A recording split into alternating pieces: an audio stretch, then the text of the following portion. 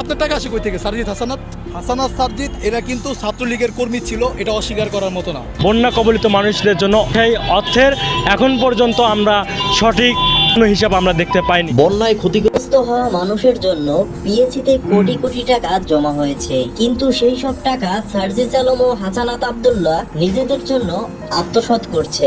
কেননা পিএসসিতে জমা হওয়া টাকার হিসাব তারা দুজন ছাড়া আর কেউ জানতো না। কষ্ট করে উপার্জন করা টাকা মানুষ বন্যার্তদের জন্য দান করেছে, আর সেই টাকা তারা চুরি করে খেয়ে ফেলবে সেটা আমরা মানতে পারবো না। আমাদের প্রত্যেকটা টাকার হিসাব দিতে হবে, এমনটাই দাবি জানায় সিয়াদাত রাজ। আপনার টাকা আসে কই থেকে? সারজিৎ হাসানাত, হাসানাত সারজিৎ কি একটা মার খেয়েছে? এদিকে কমে আসছে দিনে দিনে সমন্বয়কদের জনপ্রিয়তা, বেরিয়ে আসছে ধীরে ধীরে সব গোপন তথ্য। দিন যত যাচ্ছে সাধারণ শিক্ষার্থীদের ক্ষোভের শিকার হচ্ছে সমন্বয়করা।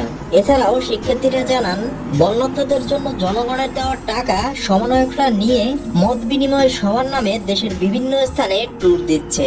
তারা শিক্ষার্থীদের উপর আধিপত্য সৃষ্টি করছে। এছাড়াও সমন্বয়করা নাগরিক কমিটি নামে নতুন রাজনৈতিক দল গঠন করে শিক্ষার্থীদের ভবিষ্যৎ অন্ধকার করে দিচ্ছে। প্রিয় দর্শক, দেশের এমন পরিস্থিতি আপনি কিরকম দেখছেন জানিয়ে দিন কমেন্ট বক্সে।